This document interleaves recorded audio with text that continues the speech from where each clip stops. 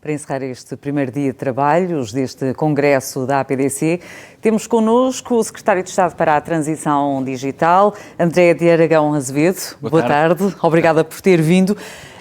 Iniciou funções 6 meses, sensivelmente antes da pandemia. Foi anunciado o plano para a transição digital dias antes do primeiro confinamento. Passado todo este tempo, o que é que foi feito na realidade? Muito bem, obrigado pelo convite. Antes de mais, de facto, foi um ano muito atípico. Do ponto de vista da transição digital, houve uma aceleração significativa. Há estudos diferentes que variam, mas são unânimes no efeito de aceleração fortíssima em termos de processo, do que seria o processo normal de transição digital. Variam entre 5 e 10 anos, mas na realidade ganhámos aqui várias etapas do ponto de vista específico da agenda.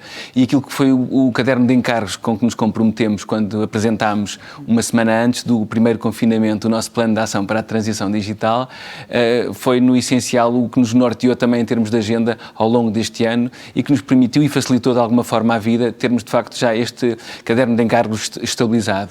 Foram apresentadas inúmeras medidas na altura. A semana passada foi dedicada exatamente a esta área. Pergunto-lhe exatamente dessas medidas que foram lançadas e anunciadas, o que é que já foi feito? Olha, no essencial nós apresentámos 12 medidas emblemáticas e temos a expectativa e o objetivo de em 2021 tê-las cumpridas, com exceção daquelas que têm execução plurianual. Portanto, elas já estão iniciadas, mas prolongar-se-á a sua execução para além de 2021. Mas temos, de facto, a expectativa de em 2021 ter tudo a rolar e é esse o objetivo que temos e no essencial eu diria que estão quase todas num estadio muito adiantado de cumprimento. Durante este primeiro dia de congresso falou-se exatamente de ainda estarmos abaixo da média europeia a nível de conhecimentos informáticos. Tem que ser dada uma aposta bastante forte nessa área. O que é que está a ser feito e o que é que poderá ser feito? Porque nós vimos, por exemplo, vários miúdos que tiveram que ficar em casa com as aulas online, não tinham os computadores, nós sabemos toda a polémica inerente a essa mesma matéria, mas há ainda uma grande dificuldade ao nível de acesso. Portanto, esta pandemia acabou por trazer à colação as desigualdades existentes. E a pergunta é como colmatar essas desigualdades existentes quando nós sabemos que estamos perante uma crise também financeira, não é? Certo. A dimensão do capital humano está identificada como o nosso maior handicap, a nossa maior fragilidade em termos das várias dimensões que a transição digital implica. Estamos muito bem noutras dimensões. Quando olhamos para os rankings internacionais, claramente o nosso maior déficit tem a ver com as competências. E competências a diferentes níveis. Desde a dimensão de exclusão digital, como o país da União Europeia que tem uma percentagem de pessoas que nunca utilizaram a internet das mais elevadas. Estamos ainda com, apesar do crescimento e da evolução positiva que tivemos ao longo do último ano, ainda temos 18% de portugueses que declaram nunca ter utilizado a internet. É verdade que durante o último ano baixámos 4 pontos percentuais, o que compara muito bem com a União Europeia, porque só baixou 1 ponto percentual a Europa, mas nós acelerámos desse ponto de vista, o que foi de facto encurtar do fosso, mas também lançámos aquilo que é um programa muito ambicioso de investimento na escola portuguesa, que chamámos de Escola Digital e que já permitiu entregar, apesar de algumas notícias mais pessimistas, na realidade já entregámos 400 mil computadores. Eram factuais, não eram pessimistas, eram factuais. Não, pode ter a ver com aquilo que era a expectativa que todos teríamos e que era desejável de termos uma universalização deste programa que se mantém enquanto objetivo mais macro, mas o que nós conseguimos foi ao longo deste ano ter 400 mil computadores já entregues e temos que lembrar-nos do que é que era o patamar de partida. Nós tínhamos no início de 2019 tínhamos uma média de 5 alunos por cada computador nas escolas. O nosso objetivo neste momento, já mais do que duplicámos tudo isso e o objetivo mantém-se de garantir um aluno por equipamento, o que já em si mesmo vai ter uma mudança e abre a porta a uma mudança de paradigma em termos de aprendizagem e de ensino. Mas a nossa abordagem tem a ver com aquilo que é todo o ciclo de vida da população. Procurámos segmentar a população em função dos diferentes perfis que encontramos, desde o aluno da escola, o jovem, que precisa ter outro tipo de ferramentas já alinhadas com aquilo que também é depois a realidade que vai encontrar no mercado de trabalho, E temos também que, ao nível da população ativa, seja ela empregada ou desempregada, ir encontrar, como se foi falado no painel imediatamente anterior, respostas de capacitação que permitam alinhar as competências dos nossos trabalhadores com aquilo que é o que o mercado está à procura e que as empresas estão à procura. E isso implica uma mudança também de mentalidade, que é também uma responsabilidade individual, cada um de nós fazer esse autodiagnóstico com apoios e com ferramentas que existem para o efeito, mas percebendo até que ponto é que somos ou não competitivos para aquilo que é a realidade em 2021 e o papel do Estado em termos de identificação de políticas públicas é criar os mecanismos de apoio aos processos, seja do ponto de vista das empresas, Sim. seja do ponto de vista dos trabalhadores, para conseguirem de facto ser competitivos e terem esses instrumentos claro. E o domínio dessas para alavancar ao fim e ao cabo. E pergunto-lhe em relação à qualidade das infraestruturas das telecomunicações em Portugal, e que muitas vezes não basta termos as coisas à nossa frente, mas precisamos de tudo o que está à volta. A qualidade, nós historicamente essa é uma das dimensões onde estamos muito bem e até acima da média europeia e, portanto, nós temos um histórico de ter, de facto, uma infraestrutura tecnológica e de comunicações de grande qualidade e queremos manter essa liderança e queremos manter essa trajetória que nos parece muito positiva. E a prova disso é que mesmo durante a pandemia, ao contrário de outros países onde a infraestrutura apresentou situações de ruptura, em Portugal isso não aconteceu, houve uma situação de perfeita normalidade, apesar do acréscimo significativo, com os teletrabalhos, com as crianças em casa, tudo isso permitiu responder, o ecossistema respondeu sem necessidade de haver situações de algum aperto ou de algum esforço adicional ou de necessidade de investimento pontual. Portanto, nessa área estamos bem? Eu diria que estamos bem. Ainda assim... Porque há pessoas, várias áreas do país claro. Que ainda têm alguns déficits nessa área. Naturalmente. Portanto, do ponto de vista agora da conectividade... Não está tudo coberto. Não está tudo coberto, nem do ponto de vista de população, nem do ponto de vista de casa, nem do ponto de vista de território. E também do ponto de vista de franjas, de segmentos da população, Sim. do ponto de vista social. Portanto, respondendo aos vários desafios, quando olhamos para o desafio, por exemplo, da vulnerabilidade económica de algumas franjas, Portugal tem ainda hoje 11% de famílias que declaram não ter acesso à internet por carência económica. Sim. E para isso aprovámos no passada semana em Conselho de Ministros, durante o Fórum Portugal Digital, o Conselho de Ministros aprovou finalmente a tarifa social de internet, que pretende responder à semelhança das outras tarifas sociais que existem para a eletricidade e para a água, à necessidade de mais de 700 mil famílias que de facto não têm, por razões de carência económica, possibilidade de aceder ao digital.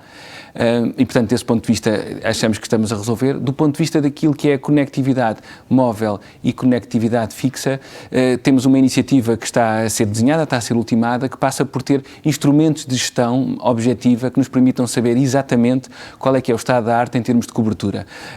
Há, de facto, muitas obrigações, os operadores e o regulador têm trabalhado no sentido de alargar e temos evoluído favoravelmente, mas precisamos, e até agora, aproveitando a oportunidade que temos de instrumentos financeiros adicionais e que nos permitem ter, de facto, capacidade de intervir ao nível da cobertura para... Está a falar do PRR também? Estou a falar do PRR. Plano de Recuperação e Resiliência. Sim, mas que não é o único. Portanto, ele conjugar-se-á com aquilo que são outros instrumentos, também europeus e também nacionais, que articuladamente têm que ser desenhados em função do delta que nos falta ainda cobrir.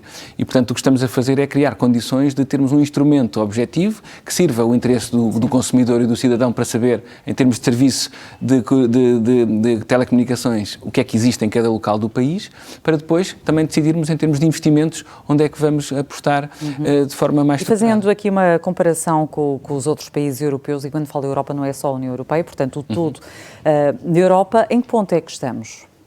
Foi por aí que eu comecei. Portanto, comparamos bem, mas há de facto diferentes níveis. Se falarmos de 4G e de 3G, estamos bastante bem, temos um nível de cobertura que está acima da média. Somos uma mais-valia, por exemplo, ao nível de investimento, como país?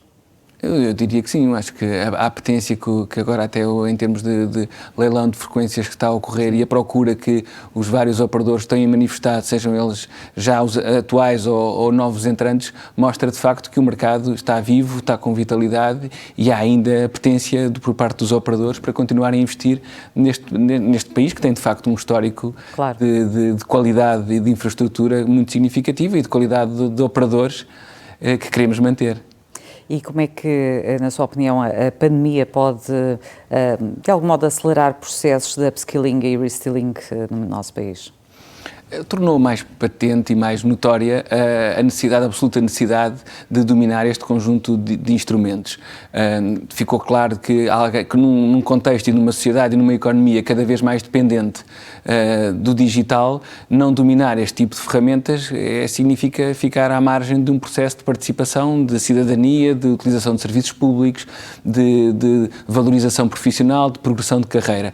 E, portanto, todas essas dimensões são estímulos que ficaram mais patentes, que convidam não só as organizações e as empresas a promoverem, e o Estado a promover iniciativas que possam acelerar esse processo, como convidam também os próprios, cada um de nós individualmente, a ficar confrontado com a necessidade absoluta de apostar.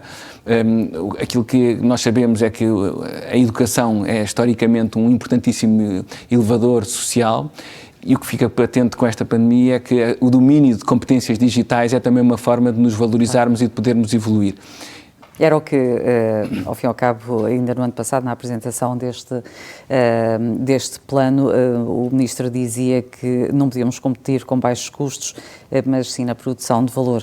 Agora, esta questão toda do digital, que realmente houve aqui uma aceleração substancial, avançámos num ano aquilo que avançaríamos em 5, 6 ou 7 anos, mas pergunto-lhe se não pôs a nu também outro tipo de fragilidades e outro tipo de perigos inerentes a toda esta área. Estou-me a lembrar, por exemplo, da questão dos censos.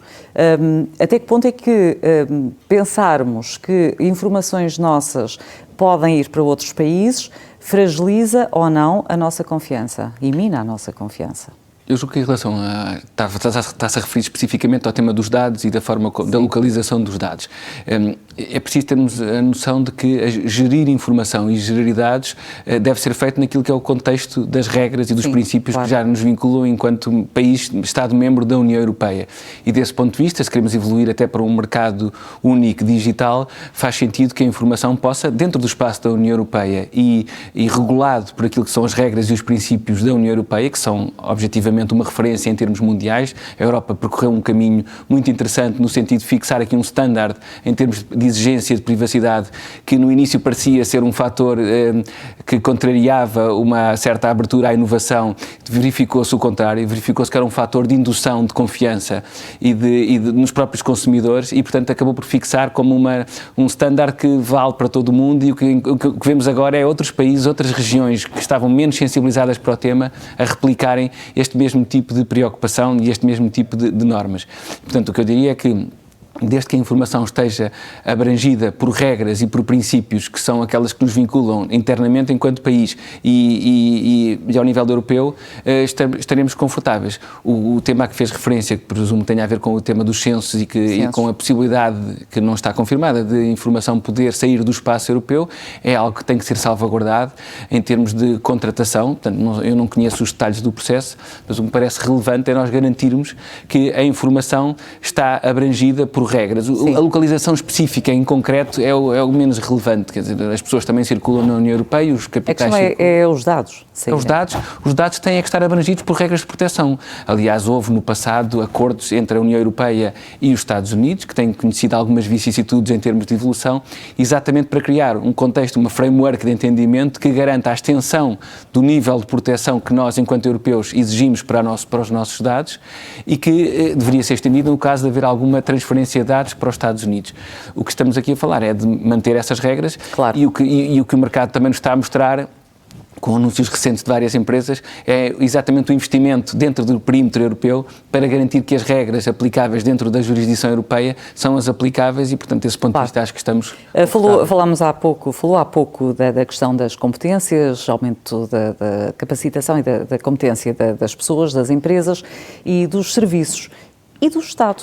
Eu pergunto-lhe, a nível do Estado, nota que com esta pandemia foram trazidas a nu as várias fragilidades existentes? Eu acho que... Fomos para o teletrabalho, vimos os serviços públicos também fechados, portanto em confinamento. Era fácil, não obstante todos os meios existentes, era ou não fácil as pessoas acederem aos serviços do Estado?